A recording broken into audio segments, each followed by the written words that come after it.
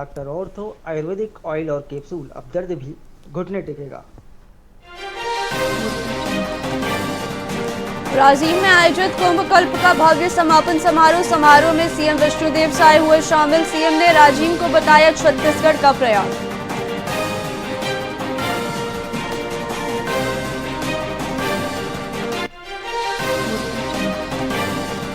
चौबीस फरवरी को पेश होगा छत्तीसगढ़ का बजट। ज्ञान गति के बाद इस बार भी नया थीम होगा। वित्त मंत्री ओपी बोले विजन 2047 पर फोकस।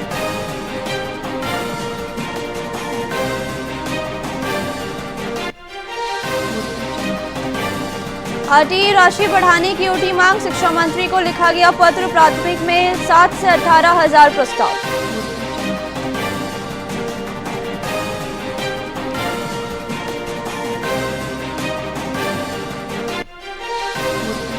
मेनपाट महोत्सव 2024 का भव्य समापन। सांसद चिंतामणि महाराज रहे मुख्य अतिथि। सांसद बोले मेनपाट महोत्सव सरगुजा जिले की पहचान।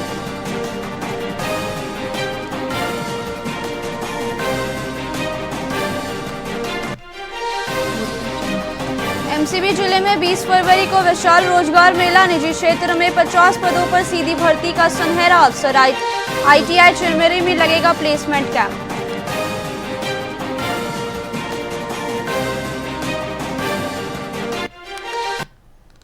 नमस्कार, आप देख रहे हैं वीआईपी न्यूज। मैं हूं प्राची। आइए रुक करते हैं खबरों की। छत्तीसगढ़ विधानसभा का बजट सत्र 23 फरवरी से शुरू होने जा रहा है, जिसमें 24 फरवरी को वित्त मंत्री ओपी चौधरी वित्तीय वर्ष 2026-27 का बजट पेश करेंगे। 20 मार्च तक चलने वाले इस सत्र में कुल 15 बैठकें होंगी, जिसकी शुरुआत राज्यपाल रमेन डेका के अभिभाषण से होगी। वित्त मंत्री के अनुसार यह बजट मुख्य रूप से महिलाओं, युवाओं और किसानों की समृद्धि पर केंद्रित होगा। सरकार का लक्ष्य जनहितकारी योजनाओं को मजबूती प्रदान कर प्रदेश के विकास को नई गति देना है। और 23 तारीख को बजट सत्र का आगाज होने जा रहा है। संभावना है कि 24 फरवरी को बजट प्रस्तुत होगा और आदरणीय मुख्यमंत्री जी के नेतृत्व में हमारी सरकार तीसरा बजट प्रस्तुत करेगी। पहला बजट ज्ञान, गरीब, युवा, अन्नदाता और नारी को समर्पित था। दूसरा बजट गति की रणनीति पर आधारित था। Good governance, accelerating infrastructure, T for technology और आई फॉर इंडस्ट्रियल ग्रोथ। इस गति की रणनीति के माध्यम से ज्ञान का कल्याण किया जाएगा, इस पर यह आधारित था। और इस बार एक कुछ नए थीम के साथ, नए विजन के साथ हम आगे बढ़ते हुए इस बजट को, तीसरे बजट को प्रस्तुत करेंगे। 2047 तक भारत जैसे विकसित भारत मोदी जी के नेतृत्व में बन रहा है, हमारे मुख्यमंत्री जी के नेतृत्व में छत्तीसगढ़ को विकसित छत्तीसगढ़ बनाने के लिए छत्तीसगढ़ अंजोर विजन डॉक्यूमेंट 2047 की ओर हर बजट एक एक कदम की तरह होगा, उसे शॉर्ट टर्म प्लानिंग के रूप में, क्योंकि ये 2047 की योजना लॉन्ग टर्म योजना है। इसमें एक एक कदम की ओर हम बढ़ते हुए एक बजट को प्रस्तुत करें। और राजधानी की पंडरी थाना पुलिस ने अवैध हथियार के खिलाफ बड़ी कार्रवाई करते हुए शातिर अपराधी नंदू शर्मा को गिरफ्तार किया है। आरोपी इलाके में पिस्टल लहराकर लोगों को डराने धमकाने के फिराक में था। तभी मुखबिर की सूचना पर पुलिस ने घेराबंदी कर उसे धर दबोचा। जांच में खुलासा हुआ कि पकड़ा गया आरोपी पहले भी हत्या के मामले में जेल की हवा खा चुका है। फिलहाल पुलिस आरोपी से हथियार के स्रोत और उसके अन्य आपराधिक संपर्कों के बारे में पूछताछ कर रही है।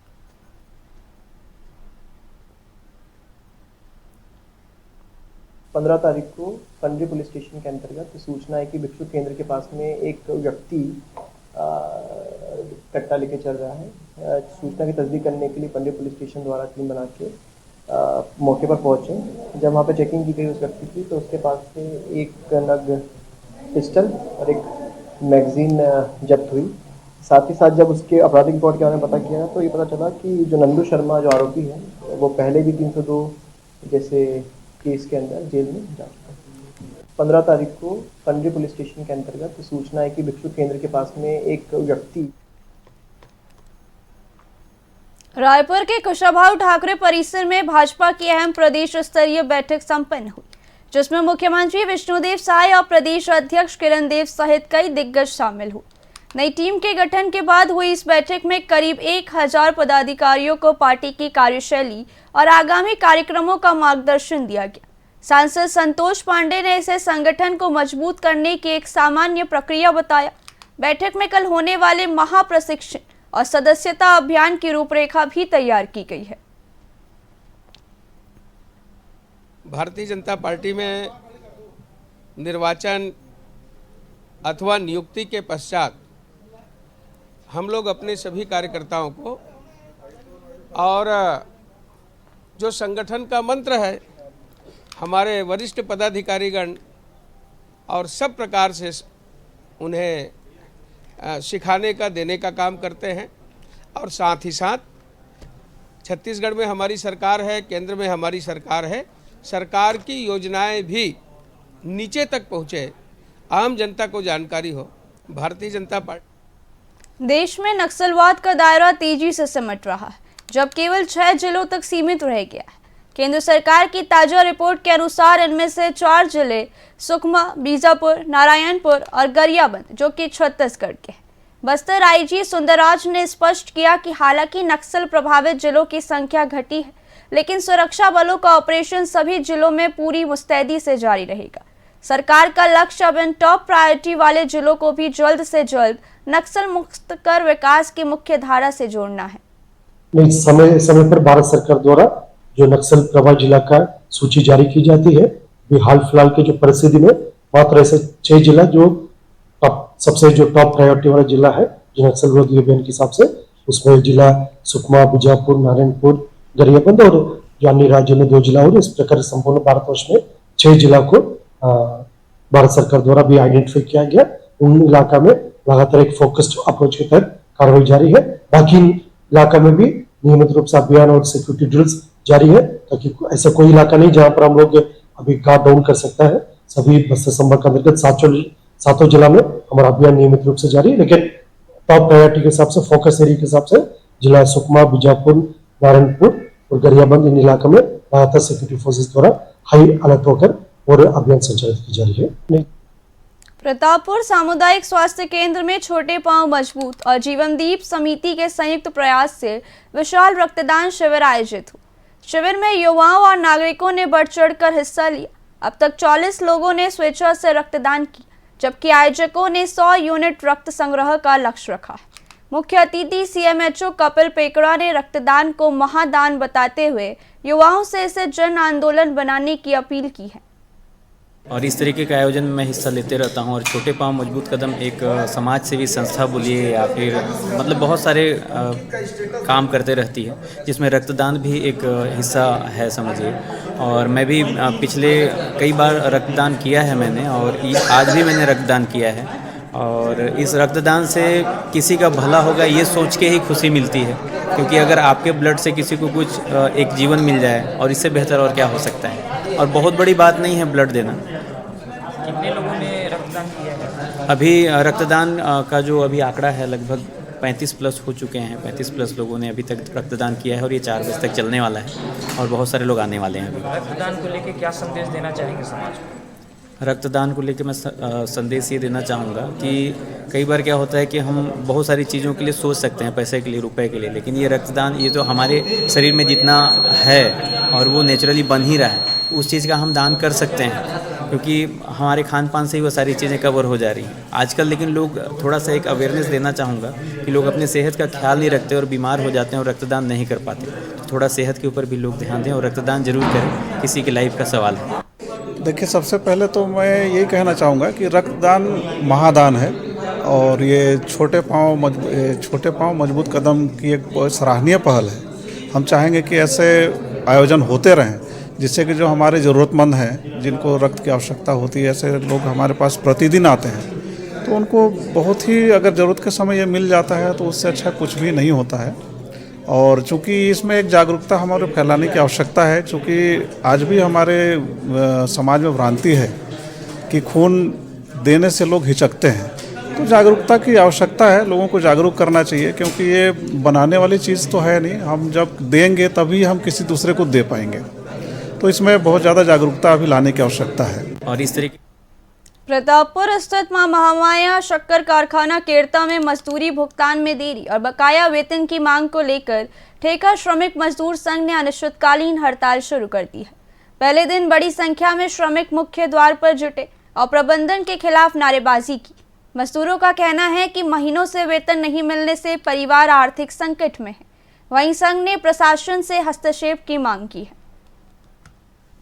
महामाया शक्कर कारखाना केरता में हम लोग बीते माह दिसंबर से मैं कार्यरत हूँ। आज तक वेतन 1 रुपये नहीं मिला है। इस कारण से सोच के आए थे कि चलो यहाँ से थोड़ा काम करेंगे, अपना चूल्हा चुकिया चल जाएगा, पेट पर्दा बच्चों का चल जाएगा। इस उद्देश्य से यहाँ आशा लगा कर आए थे, लेकिन उसे आशा की किरण बुझ चुकी है। इस कारण से ना वेतन मिलेगा, ना हम मजदूर काम कर पाएंगे। कारणतः ये हुआ कि शक्कर कारखाना मर्यादित महामाया केरता का प्रबंधक जो हैं, इनके लापरवाही का कारण हम लोग दिसंबर माह से यहाँ पे ड्यूटी कर रहे हैं, ठीक ना। अभी अपन को 2 महीने से पेमेंट मिला नहीं है, 2 महीने 10 दिन हो गया। बाकी और भाई लोगों को 4-4 महीने से नहीं मिला है पेमेंट। हम लोग का स्थिति इतना दयनीय हो गया है कि हम लोग खाने के लिए तो मिल जा रहा है, लेकिन पेट्रोल डाल के बाइक में आने के लिए पैसा नहीं है अपने पास। उच्च अधिकारियों से जब हम लोग बात करते हैं तो बोलते हैं हो जाएगा, पेमेंट आएगा, पैसा आएगा तो सब पहले आप लोग का ही पेमेंट करेंगे, लेकिन आज तक हुआ नहीं है। छत्तीसगढ़ के पूर्व मुख्यमंत्री और कांग्रेस महासचिव भूपेश बघेल पंजाब और चंडीगढ़ दौरे के लिए रवाना हुए।